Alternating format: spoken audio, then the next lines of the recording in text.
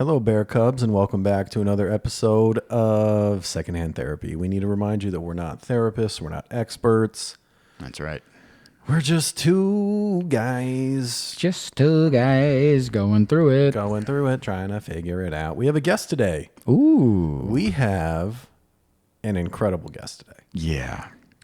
Super talented, super dope, Mm-hmm. super chill, super smart. Mm-hmm. Quite possibly Uh-oh. my new favorite musician, musical artist. She's incredible. Straight fire. Yeah.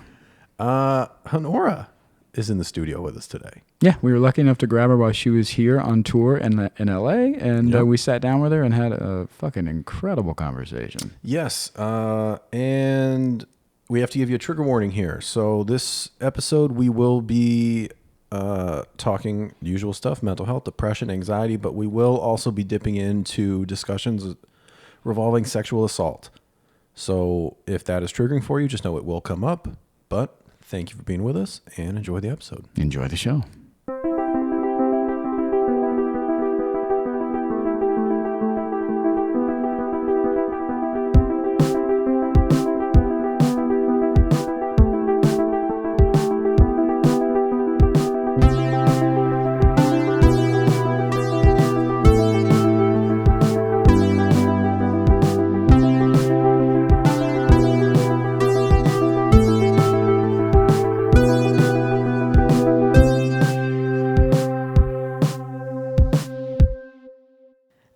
This bout has been 3 months, but I've done 6 months and year chunks over different times in my life too.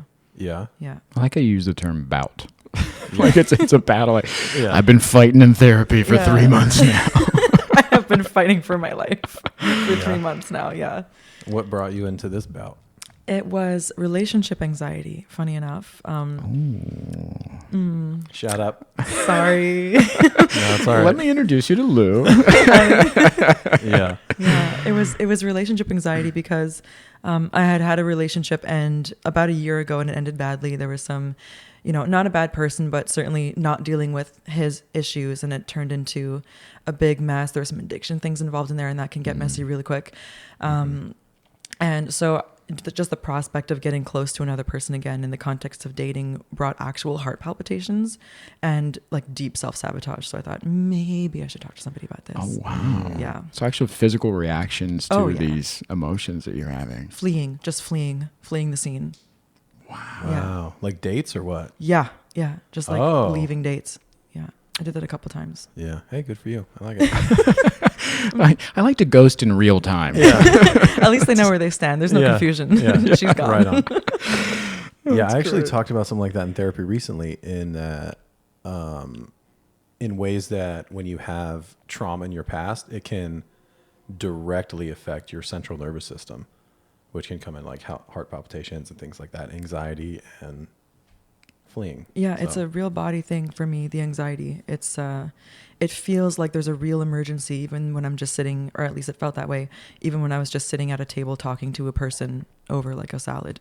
yeah. But it felt like, oh, a lion is chasing me and I'm in danger. Yeah. Yeah, like a disproportionate physical response for the situation. That's real panic. Yeah, because you're projecting a memory onto the present time, right? This person's going to become a crackhead and chase me around the city. Like that's what's Right. happening in your head, well, at least in my Yeah. case. Yeah, you're almost for lack of a better phrase, you're punishing them for something somebody else did. Yeah, and that's Yeah. not it. So therapy. That ain't it. No. Yeah. Yeah. So you got out of the relationship about a year ago. What made you decide to get back into dating?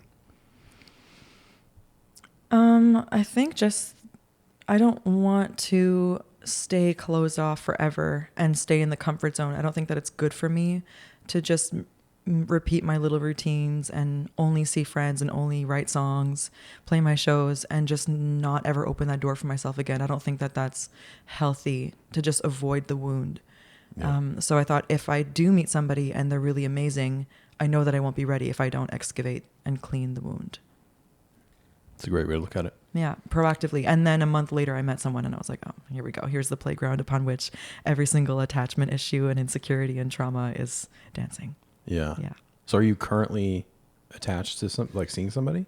Yeah. Wow, what a yeah. Yeah, there's a little anxiety there. Yeah. Congratulations. I'm happy for you. Thank you. That's We'll a big see. step. Yeah. We'll see. I'm one thing at a time. Yeah. Yeah. Yeah. So what does that look like with, I imagine it's slow motion, right? Yes. And at the same, it's like I'm calling it ping pong. So there's one side of my head that wants to feel the security, that wants to feel that something stable is happening right away. And then there's a side of me that when things feel good and does super nice, sweet things, I'm like, oh, I have to get the hell out of here. Like, I got to run away right now. So the one that wants to attach and the one that wants to flee, they're just ping ponging back and forth in my head. Yeah. Yeah. So that's when I need to take a deep breath, ground in the present, and practice the tools that I'm learning in therapy to, handle it. So in your past relationships, when things feel turbulent or you feel scared, is that your reaction is to distance? No, this is a new development for me. Ooh. That's kind of why I noticed the change in myself after the last relationship ended. And that kind of prompted me to check it out. Yeah. Yeah. So what kind of tools did they give you in therapy? So it's a lot of somatic work, a lot of, instead of suppressing it and, cutting the pain with a joke or changing the subject, like where does... All right. I'm sorry. No, hit me. I've never heard of that. I'm having anxiety right now. She's in my head, man. And where do you feel the anxiety in your body, Lou? All over. I feel like you see me right now. Oh, I'm so sorry. I forgive you. Go ahead. But yeah, for me, it comes up in the chest and in my neck, in my throat, Yeah. and then up to my eyes, even around my eyes. So my therapist will have me tap different areas as something's happening, as an emotion is like fighting its way out of my body, and instead of stopping it to try to hold it together and be the boss lady that I like to think that I am, actually sitting back in my chair and letting it release completely. Terrifying. Just letting yourself feel what you're feeling. Letting it happen. Letting So it have uncomfortable. like allowing it safe passage to its natural conclusion without fighting it or trying to control it. Don't like that. Don't like that. That is unfucking comfortable. Let me tell you, I'm a super chill, laid back dude. No, you're not. So I don't know anything about anxiety, but that Yeah. sounds uncomfortable. Dude, sitting with anxiety is the worst. I talked about that in therapy recently about, we kind of prefaced it on here a little bit. Like getting comfortable of not fearing your anxiety, because the worst thing you can do is be scared of your anxiety. It compounds. Yeah. Like if you can just like, all right, I'm going to be anxious for a little bit and just accept it. And it's part of life until it isn't. Super fucking hard, man. Yeah. Super fucking hard. Yeah. Yeah. How you feeling? I think you need to exhale. That's a good call. Good call. Yeah. Appreciate you. Yeah. Yeah, Lou's been doing these new exercises in his therapy. He got a new therapist I guess it's been 3 weeks, 4 weeks now, a month. Yeah, 3, 4, 5, something like that. Yeah, but she's doing something completely different than what he was used to. Yeah. More somatic stuff. Yeah. Yeah. How's that been? Uncomfortable. Yeah, right? Mm-hmm. Do you find yourself like at the edge of crying and then stopping it? I like her. You know what? You need to come back more often. I just love seeing him squirm like this. This is great. We literally, in the episode that's coming out Monday, she has me do this thing where I close my eyes and I visualize like my feelings inside a room, and I go in the room and like ask him, what are you scared is going to happen? And she asked me to go in the room and I said no, because... And she asked why, and I was like, I feel like I'm going to have a panic attack and I'm going to cry. And I don't want to do that right now. So, yes, I often feel myself wanting to cry and then not. Yeah. So if not now, when? Never. Okay. Ideally. Okay. The box is shut. I don't want the box to be shut. I'm trying to figure out how to open the box. And right now, it feels like the box gets like inched open and then punched close again. Yeah. And I'm trying to figure out how to make that a more graceful process. And that has been a struggle recently. Do you have also like shame on top of that? Like shame about that fact that is happening on top of what that is? I don't know that I feel shame about crying. I did talk in therapy this past week about the idea of how I think most men are programmed with like the be a man thing. And we talked about like times in my childhood that I remember when I didn't want to do something or whatever, and I was chastised for like acting like a girl or doing like those kinds of things. But I don't know if that translates to me feeling shame currently about crying, or at least not consciously. It's possible. I tend to avoid those conversations in therapy, so maybe one day I'll figure it out. Yeah. How about you? Why don't you cry? I cry all the time. Yeah? I cry like 5 to 6 days a week these days. Yeah. And that's funny you say that, because it's just after months and months and months of not being able to access any emotion at all. Even joy? Even joy. Because I was in such a state of survival mode, getting out of the last relationship. Like I said, it ended badly. Yeah. That my body was stuck in like a freeze. I was like in a survival mode sort of thing. And I didn't feel safe enough to let it discharge and like complete the circle, so to speak. So I had a hard time feeling much of anything at all. So what's been happening is I would go to my therapist's office, sit there and talk at her, report to her. And then 45 minutes into the 50-minute session, then a little tear would come. And then the following week, it's 35 minutes, and then 30, and then 25. And then the last session I had right before I flew out here, I sat down, and in like 3 minutes in, it just started bawling. And she went, okay, we're going to tap here. We're going to put our hand on her chest. Deep breath, put your back on the back of the chair. And then, we took it from there. Yeah. Was it uncomfortable? Yes. Yeah. But I felt light as a feather afterwards. Yeah. Yeah. Are you more open now in therapy with crying and things like that? Or are you more open with your emotions just in general? Yeah. I think that now the floodgates are open, and it's, I feel kind of like going through a second adolescence in a way. I don't know if that was an emotional time for you guys, but interesting. It kind of feels like another adolescence, and a lot of things that I had shut off in myself to survive what I was going through are like, we've been waiting for you, Yeah. Yeah. So there's laughter and there's crying. Yeah. Same time. Oh yeah. Oh yeah. It's the best way to do it. Yeah. Yeah. Yeah. So you're kind of like reprogramming. Yeah. Good for you. I'm remembering. Yeah. Yeah. Is it hard? Yeah. Yeah. It's very hard. Have you struggled with accessing memories? Yes. So a few years back, how old am I? 11 years ago. I'll give you a content warning for your viewers. Content warning. I was raped when I was 18 years old. Yeah, it happens to a lot of us. And the first year after that is a blur, a literal blur. And I only started accessing the details of that maybe a year later. And, I would have like flashbacks. That was a big one. Nightmares and flashbacks was a big thing. And with that came some really dangerous impulsions and intrusive thoughts that I was lucky enough to be able to white knuckle through not acting on, like self-harmy stuff. Yeah.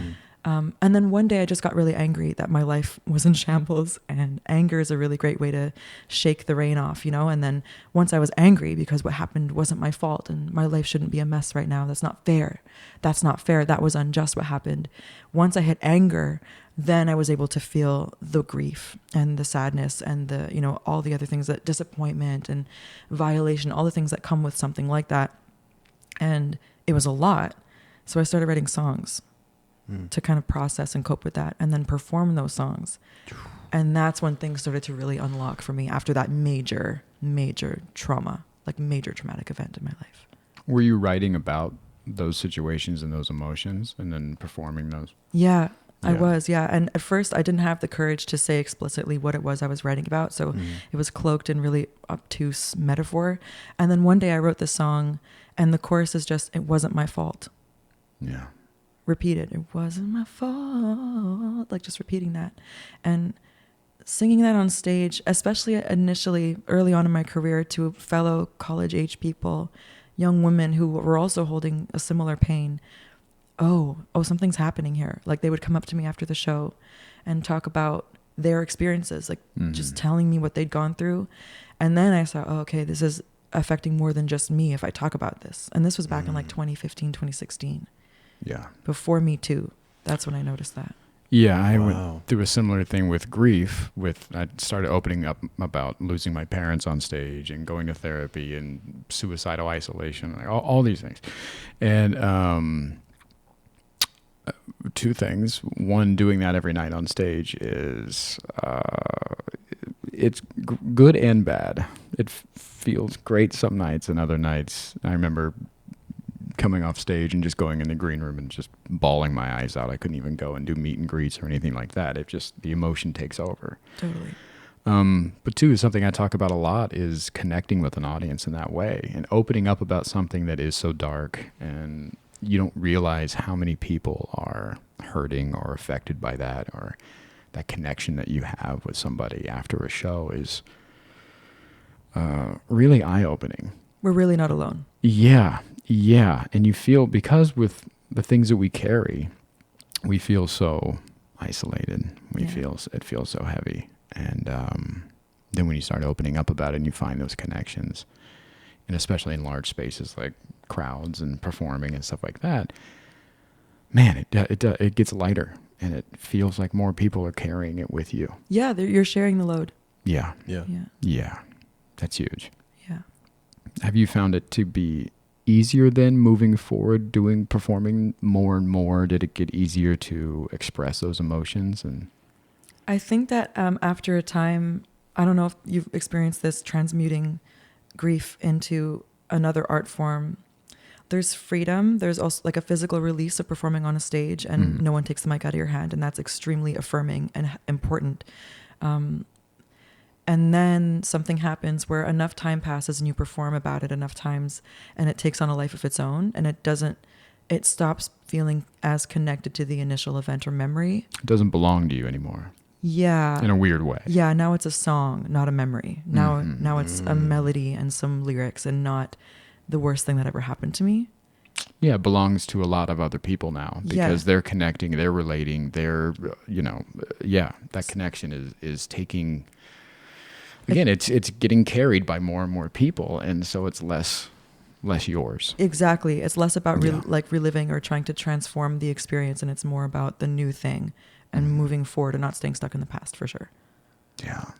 I noticed that with my short film, I wrote it about grief, and when it was on paper, it was like this horrifically personal thing that I didn't want anyone to read or anyone to ever see. And now it's a short film, and I watch it, and it feels so separate. Removed? Yeah. I'm like, oh, this just happened to this character guy. I'm like, that's all right. That other guy. Yeah. Yeah. Yeah, it's weird when you turn your experiences into art, how, you get removed from them. Is it satisfying for you?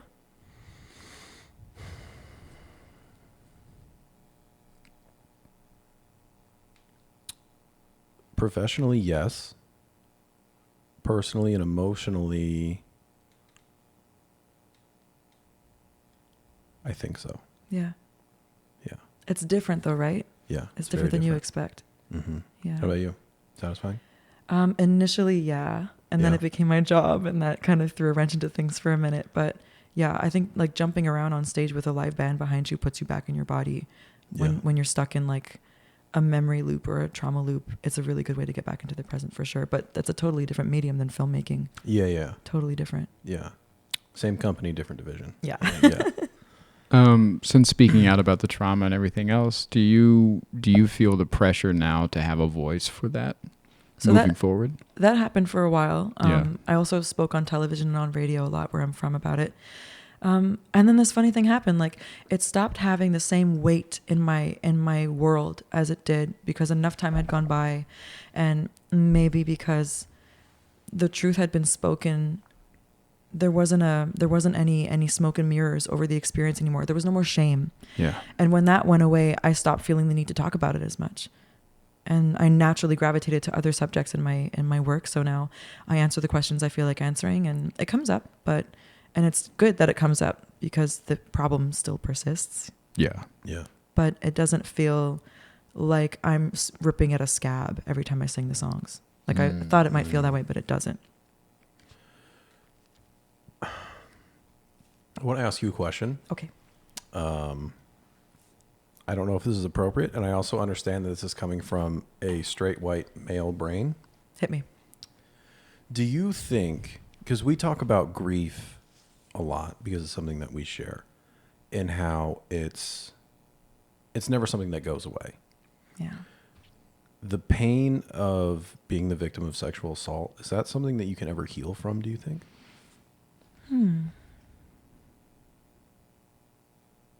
Is that something you can, as in, is it possible? Yeah. Yeah. Yeah. Yeah. What I say is that you don't ever go back. Like with grief, you don't go back to the version of yourself you were before that happened, before you felt that loss, before your heart was ripped open. But you can recover and build something new of yourself after the fact. If the pain is allowed to discharge all the way, if you allow yourself, and if your community allows you to open that wound and take care of that together, then it's absolutely possible to build something new and live a fulfilling, happy life. I know that some people bear certain marks, different kinds of scars to varying degrees, but I don't think that it's a death sentence spiritually. It doesn't have to be, not in my opinion. It's taken me a really long time to get to a point where I could hug a person. I hugged you when I came in. You did? Yeah, that's taken me a long time to be able to do that, but I didn't feel like running away, which is a big step for me. Most people do when they meet Louie. I'm not gonna lie to you. That's dude. I am the best hugger of all time. I didn't give you a good one because we just met. Yeah, I was like, hello. I'm Didn't gonna give you a good one. Can I give you a full-on bear hug when you leave? Please crush my soul back into my body. I'm a great hugger. Great. Yeah, I think it's possible. Do you think it's possible to recover from grief? Go ahead. I'm going to think about this. That's a loaded question. I recover is... I like the way that you put it when you said that you're not going to be the version of yourself you were before. And I think that rings true with grief as well. It changes you. Trauma changes you in all forms, I think. And I think how you choose to move forward is a big way on how you're going to recover. I don't know. I think it's something that you always carry with you.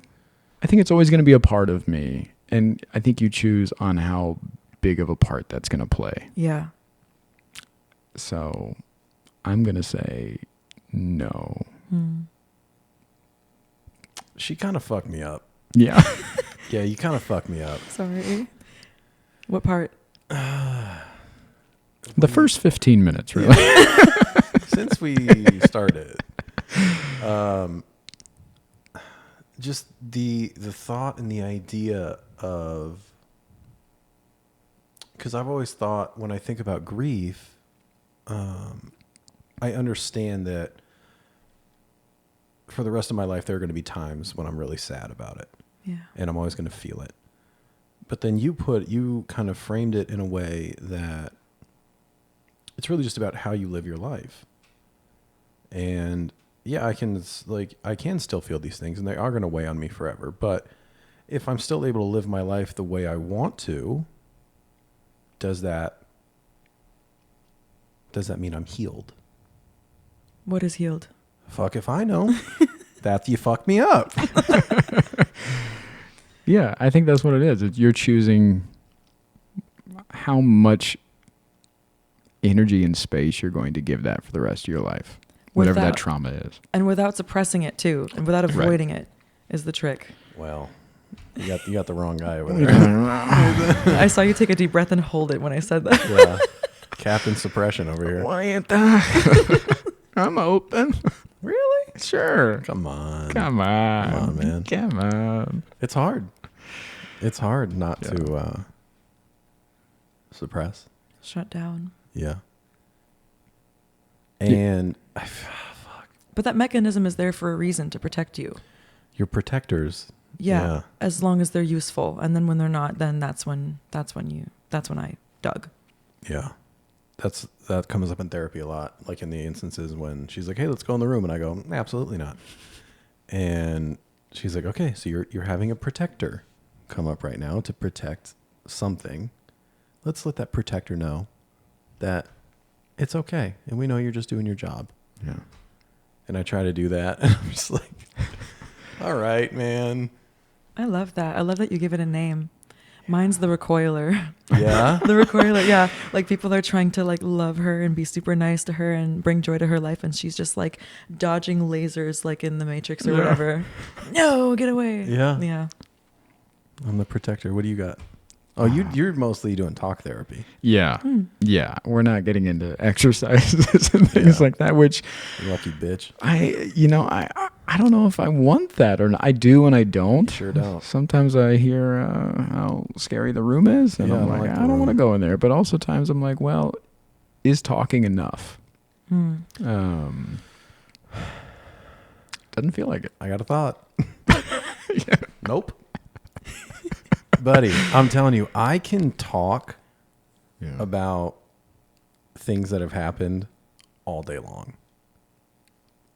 You want me to get in the room and face them? Well, Yeah. it's a different fucking thing, man. I mean, I am crying in therapy, so there is movement happening in Such a some pussy. direction. No, it's good for you. I'm proud of you for crying. I wish I could do it. Yeah, I know. Like his guy's been giving me shit about I have not not- wanting to cry. Hang on. Yes, yes, sir. Yes, sir. I have not been giving you shit. I'm sorry. Do you want to look at our Instagram clip? I would love to look at the 'Cause Instagram clip. 500,000 people saw you give me shit about not crying. No, 500,000 people also said, "Oh, dude, pay this guy. He's better than your therapist." So shut the fuck up. I didn't give you shit about not crying. I said, you know how to feel emotions, but you don't want people to know what you're feeling. That's true. That is true. Okay, then. And you then- fuck. And then And then you said, the well, following week he said, my therapist wanted me to cry, and I said, absolutely not. yeah. I don't know how to do it. Wait, yes, hang on. That's because you know how hard it is, and you know he needs to do it. You're a true friend. Thank you. Say that again.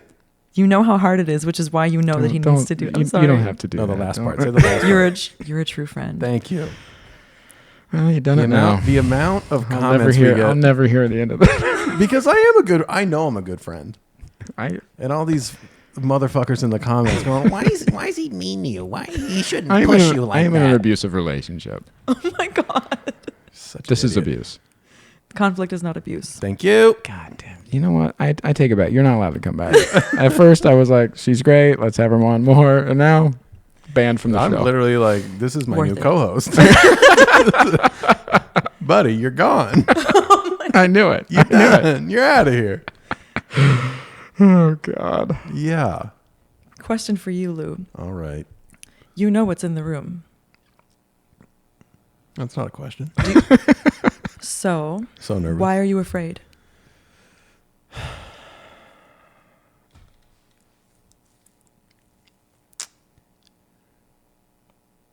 I'm afraid of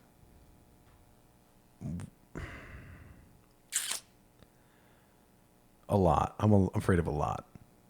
Because the idea with the room is you put whatever the feeling is in there. And at first you observe it.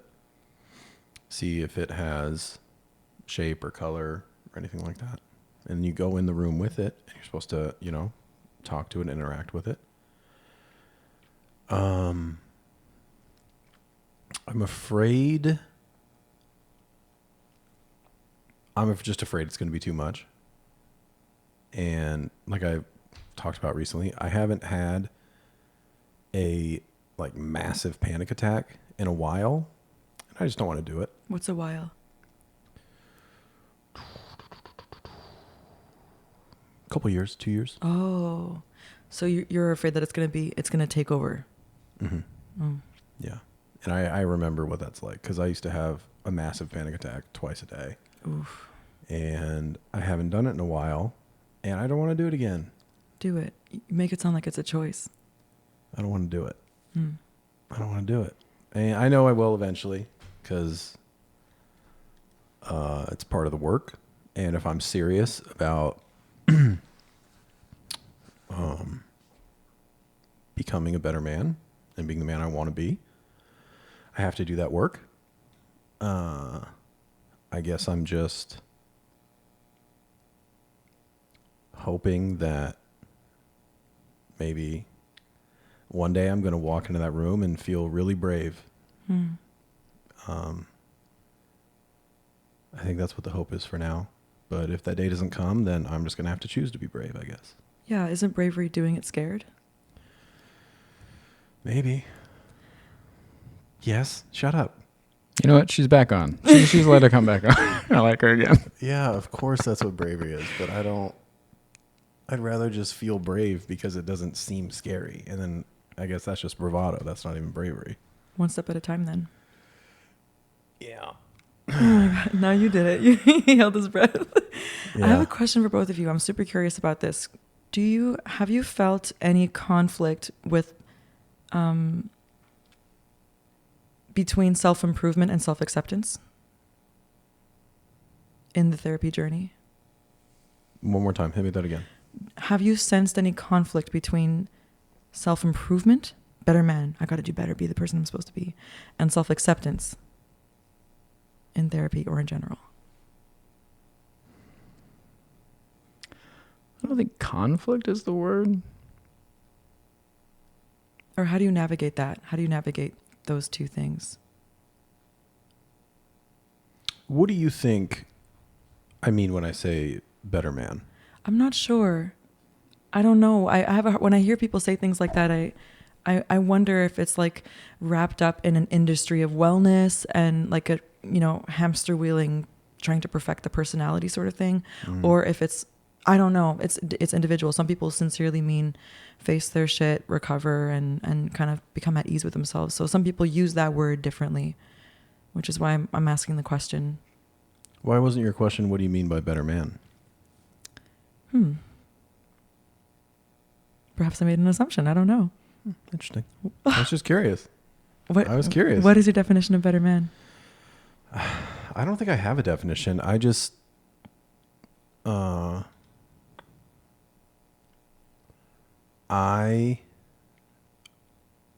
not perfect.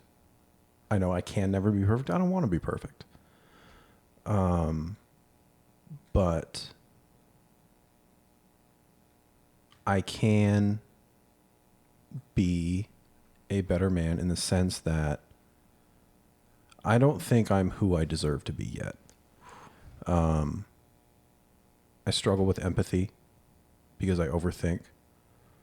I struggle with communication because, as you mentioned, I tend to lean toward joking. I said that? Yeah. About you? You said that about you. Yeah. Yeah. So we share that. And I know I'm a good person. I know that I have a lot of kindness in me. I know I have a very big heart. I think I deserve to let that be more accessible to the people in my life and not be so guarded. So that's what I mean when I say I want to be a better man. But I think your question makes a lot of sense because I do think the root of self-improvement is self-acceptance, because I do think that self-love is the foundation of the work that the three of us are doing. And I think self-love, if you have self-love, I think that really is going to spill over in all the other aspects of life. Michael? I think two things. I think one, when you kind of touched on it a little bit, saying this idea of what self-improvement is now and this wellness culture that we live in, I think it is very trending. I think it does get overused a lot, this idea of getting better. Everybody wants to, quote unquote, get better now, and they're just marketing a lot of stuff to us. And better how? Better at what? Yeah, exactly. Every podcast you listen to is like, except this one, has ads for therapy now, and there's journal things all over TikTok and Amazon and things like this. And they're just, I think it's become very marketable, and I think that's a dangerous thing, because when I first started getting into therapy a few years ago, I was fighting a lot of that because it was so popular. And it actually, I didn't even realize that I was as depressed as I was, because I thought that it was so trending that I didn't want to even admit that I was depressed. And I remember sitting in the office with my first therapist, and we're going over things, and she was like, "Well, do you deal with depression?" And I was like, "No." And then she's like, "What does depression look like to you?" And I remember describing exactly the weekend I just had on tour. And she was like, "Isn't that the weekend you just had?" And I was like, maybe I'm depressed. But I didn't want to admit that because it was so popular.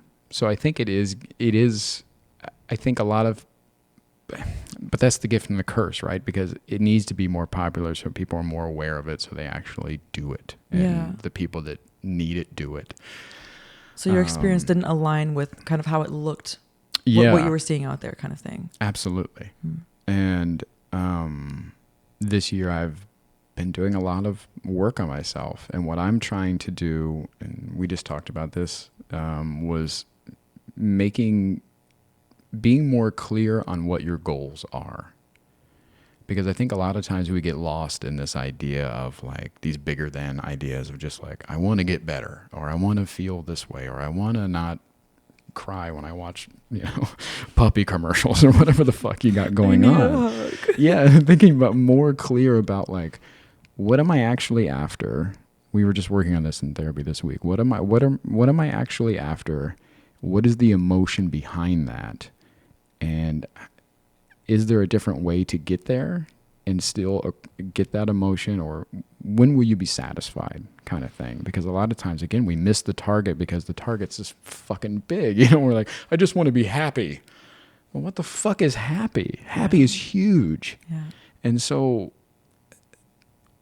when you narrow it way down and go, okay, I want this. Okay. This will make me whatever. And so I've been really trying to work on what that looks like in my life and being more clear on those goals so that I actually know when progress is being made and if I'm getting closer to happy. Closer to. I like that. Yeah. Yeah. I don't know. I just don't know if happiness is real. You think happiness is attainable? Yeah. Both of you. I think happiness is, but you and I've talked about this. It's the longevity of happiness, right? It feels like an idea. I feel like I feel like it comes and goes like other emotions. Yeah. Yeah. And you have it one day and you don't the next, or you have it one moment and you don't, and it's like. So how do you become happy? I think it's just work on how do you extend happiness. I think you find it and figure out, how do I get that? How do I live in that moment longer, or how do I do that more? That's it. You said it. Live. I think like if you can connect. I think connecting to the present moment. If you can find ease and peace and acceptance of what's happening right now, this chair, this room, this floor, these people, myself. I think as much time in that space is as close as anyone can get. No, isn't that what like Confucius and Buddha all say? Right. Yeah. I don't know. Yeah. I don't know. That though. makes sense. I don't know. I kind of look at it as I just want to find things in life that bring me joy and peace and try to make those a part of my life. I don't fucking know. Yeah. Oh. Mm-hmm. I don't know, man. It's hard out here. Yeah. So are you working on, with this anxiety, this new anxiety that you have, Yeah, it's a real bitch. are you also working on trust? Yeah. Define working on trust. How does one work on trust? Well, I think in your case, there's several levels of it, right? Mm-hmm. Trusting that the environment is safe, trusting that the person you're with is a lot of things safe, not only, but also not going to do you wrong in 2, 3, 6 months, trusting that what they say is true, trusting that the emotions that they're showing, trusting that the value that they put on you and the relationship is there. Trust. It's my turn in the hot seat. Yeah. What was your question? Are you working on trust? Your Honor, repeat the question. Use it in a sentence. Honestly. Oh my God. Okay. Am I working on it? Yes. Do you want to hear my most recent assignment from my therapist? Yep. Absolutely. She asked me what would happen if I hugged the person that I'm seeing right now Mm-hmm. and not pull away right away. Yeah. So my tendency has been hug and either, okay, that's it. I'm good. That's been enough for, like, not even because it was enough and I've enjoyed the hug, but just because that's enough. Like, no, I don't want to get any deeper into this. Or go limp and dissociate until the other person has finished their hug. That sounds so terrible. Good So morning. that's what you do with your partner now. Okay. My assignment now is to hug him until I'm done because I've enjoyed the hug and it was enough. Not because I'm uncomfortable, because there's a nice feeling from the hug. And don't talk through it and don't make jokes while it's happening. So you can't hug and be like, was it good for you? You know what I'm saying? Yeah. Like I can't do any of that. I have to just like hug and relax into the hug and trust that he's going to let me hug him until I'm done. And then he's not going to exactly whatever fear it is that he's going to switch or run away or whatever the thing is, Yeah. you know? Did you do it? I told him that I was supposed to do it. So the question was, did you do it? No. You didn't do it? No, I'm in LA right now. He's That's a all the good way excuse. in Montreal. Yeah. Yeah. We hugged over Skype. It was Yeah. nice. Safe distance, you Yeah. know? Yeah. I trust Skype. Baby steps. Are you going to do it when you see him again? Yeah, I'll give him a hug. I'll give him a proper hug. I'll try my best. Good for you. Yeah. Sorry, go on. What's your baseline of trust? Do you operate like, for example, do you feel that people have to earn trust, or you give trust until they lose it? Or is there a middle The ground? second one. You give trust until they lose it? Yeah, which is probably a problem. That's what I want to do. I'm the opposite. I give trust before it's earned, and then I'm devastated when I like learn that this person I met 2 weeks ago is like actually not my best friend. Because I want to connect so much, but I don't put it in the right place sometimes. That seems so much better. Are you sure? Yeah. Okay. Because I've always operated that trust has to be earned. Well, it does. Does it? Because I feel like that's me. I could rob your Projected- place right now. Yeah. You could. Projecting. I feel like that's me projecting my insecurities or whatever onto them. Like, you got to earn this from me. Why? Are you trustworthy? Very. Okay. But I feel like everybody's always, I don't know. Well, you live in LA. Yeah, and I'm Italian, so. Hey, me too. Half. Hey, Paisan. yeah. So, yeah, I've always operated like trust has to be earned. And I just feel like that's it's kind of a callous way to go into a relationship with a human being. And like you're already mistrusting them. I'm already keeping them at a distance for no reason at all, other than that's how I think I should be. When I think your way of Okay. giving trust seems to be a more pure way to go into connecting with another human being. I think it's naive, and I think that in romantic relationships I do it your way, and with friendships and professional partnerships it's the everyone's my best friend way. But in romantic relationships there's a bit of a wall. When you say naive, does that mean weak? I think it means unresearched. Like Okay. there's missing data, and I've given a person access that they haven't earned. To your point. How long do you think it usually takes you to trust somebody then? A romantic partner that you feel they have to earn it. I don't know. I don't have like an official number, and I'm also a really unreliable data point. Yeah. Yeah, because I'm traumatized. Yeah. Me too. Yeah. Do you think it's possible to fully trust another person?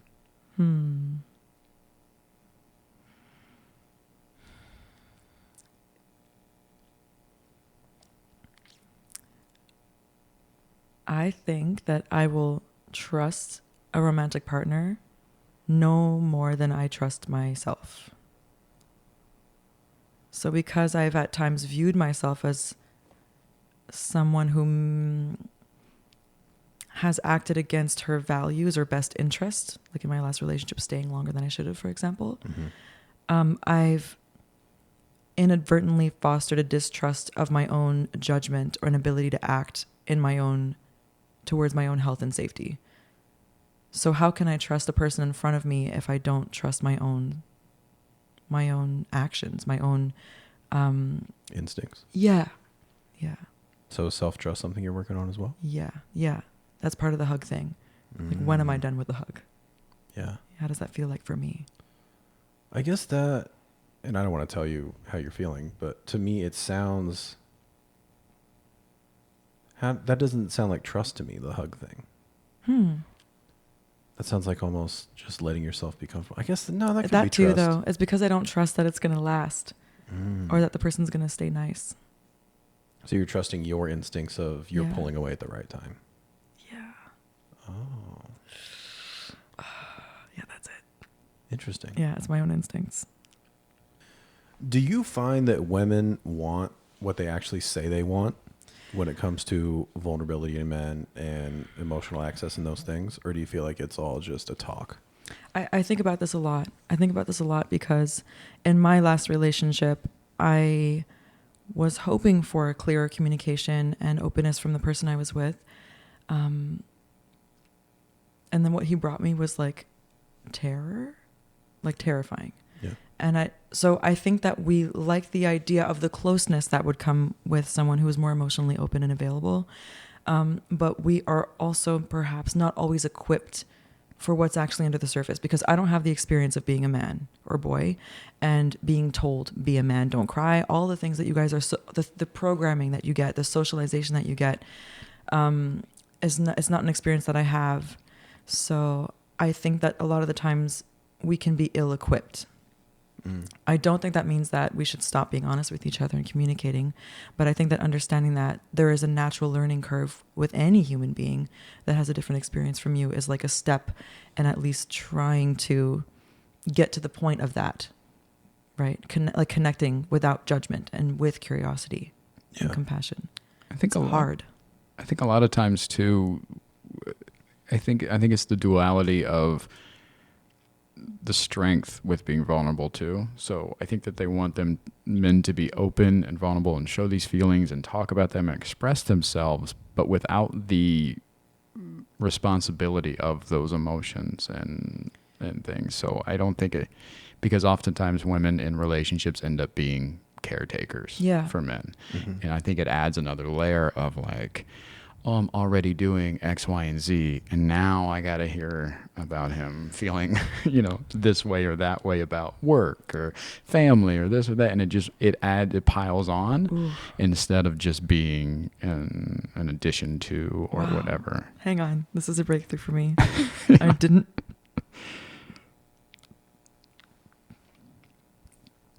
Okay, yeah, I never realized, but that was a part of it in my last relationship too. Yeah. Caretaker.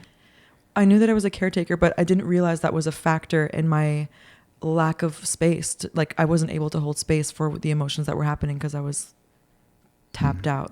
Yeah. I think that we want that. I think that we want the emotional side that you're talking about. Yeah. And I think it's really hard.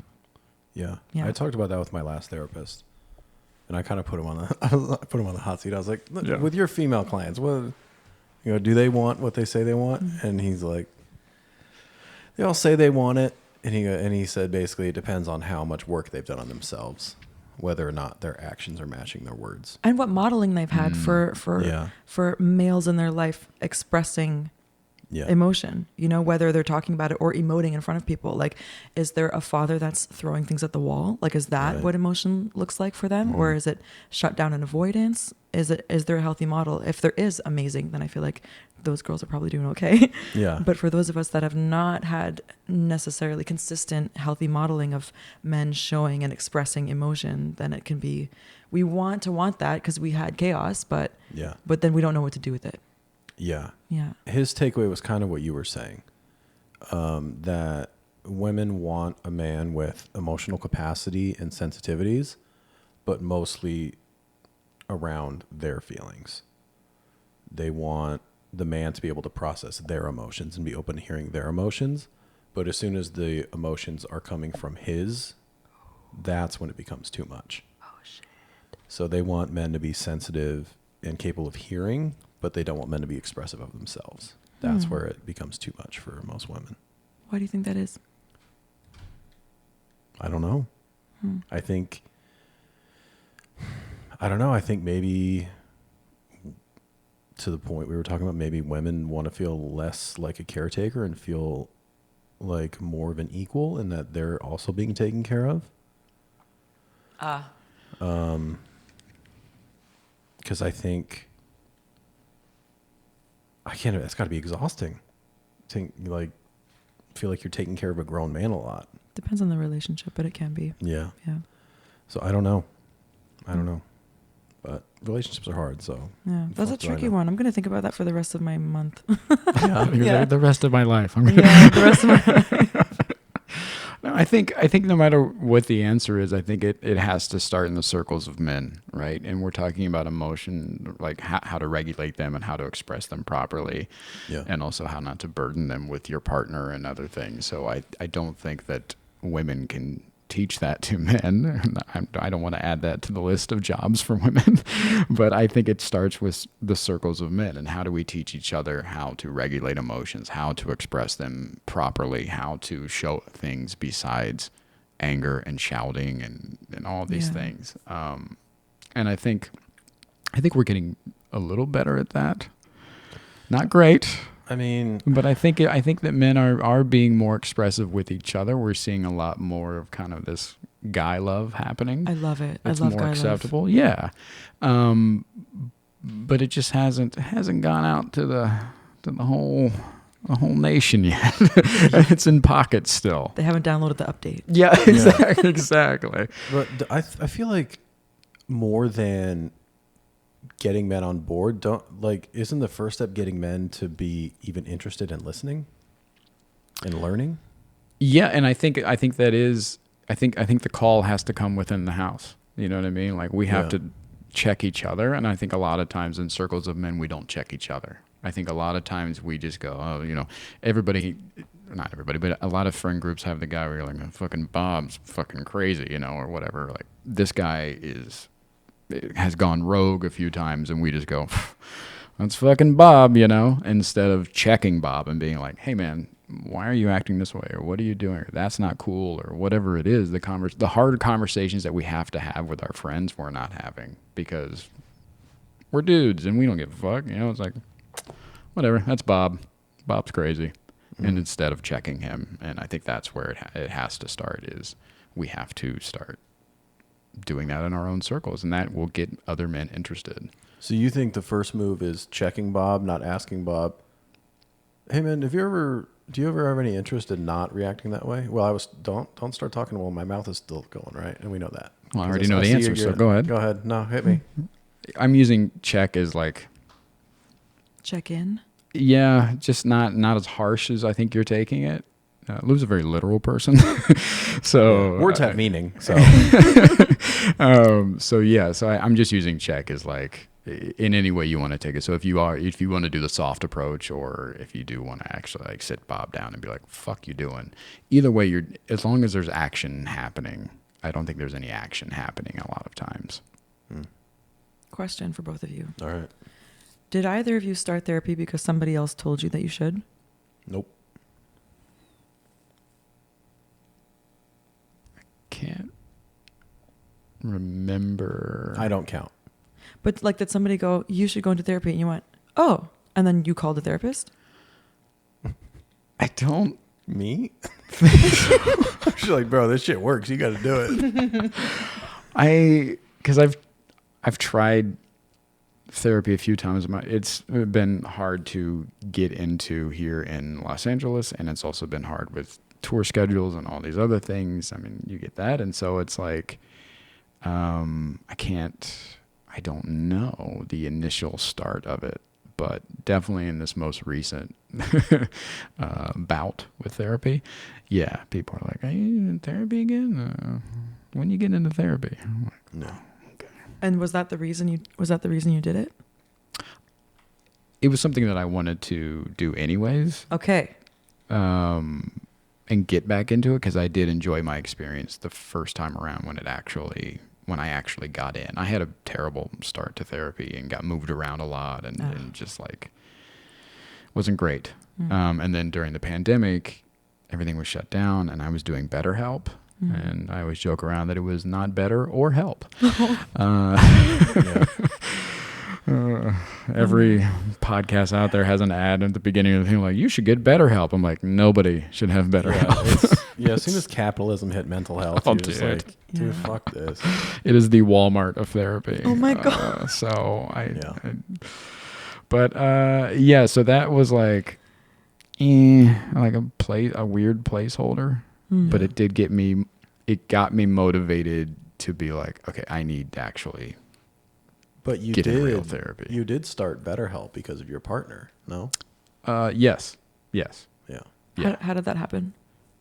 She had mentioned it to me because I was going through a lot of identity crisis stuff during the pandemic with everything being shut down. And, again, like my life has been on tour since I was 20 years old. And that's all I've really known. And my social life really wasn't happening outside of my comedy career. And so I didn't even know who I was without it. And that was a big struggle happening with me during the lockdown of like, who am I without this thing that I've always been? How everybody knows me. So yeah, it was a big mental struggle for me. And then she told you about BetterHelp? She was just saying that I should look into Okay. getting back into therapy. She's like, hey, you're sad all the time. Oh. Hey, you might jump off the balcony when I go to work. Can you? And I don't want to deal with it. Oh my God. I don't want to clean it up. We got an HOA. I don't want to. Can you Google it? Can you Google that shit? It's dark, man. Welcome to the show. Thank you. It's great to be here. That's what we do. The reason I was asking that question was because on checking each other, is it not true that people kind of only make that leap when they're ready to? As the checker or the checky? Checky. Yeah, I think you're right. That's why I was going through like, don't you think you need to approach it as like, hey, do you have any interest in not being this guy? Just like planting a seed? Yeah. And like If they letting don't- them... Like, what the fuck you talking about? You go, got it. Yeah, I think therapy is a Enjoy your lot burger. like sobriety. They gotta want it. Yeah, You just yeah. can't be like, you should stop drinking. They're like, what the fuck? Never. I was like, oh, All no right. problem solved. Yeah. Yeah, I think you're absolutely right. Because I think otherwise it's just going to be instantly defensive. Yeah, that's 'Cause hard because there's shame, right? Yeah, because it's taken less as a crutch and more as criticism, I think. Ouch. I've got something for you before we get out of here. What does happiness look like for you? I love this question. I love it. Because for me, like initially, I would have 6 years ago, I would have said performing, like singing songs on stage with my band. That's it. And then that became my job, and then it became my identity, which you know about. And then it was like, okay, well, the other 23 hours of the day, what am I going to do? Yeah. So when I started feeling numb on stage, then I was like, oh, okay, no, I need more balance in my life. I can't exist only for this one thing. And so I started like listening to music outside of my genre, going to other people's shows, going to see other types of shows, comedy, theater, making new friends, like cooking dinner for people in my home, which I would never do. Like my home has been just like a storage closet for musical instruments and merch. But like actually setting up my home in a way that I could receive guests and then making them dinner and lighting candles and, serving other people and holding space for each other and loving each other in that way has been really, really beneficial. The balance, having a balance of the rock star on stage and like the, friend mom and like going for walks and visiting the town and just doing stuff that is not only about work has been really, really beneficial for me. Because when my identity and ego is not wrapped up in perfecting this one skill, this singer thing, and I can allow myself the space to be a full human being without all of that. What a relief.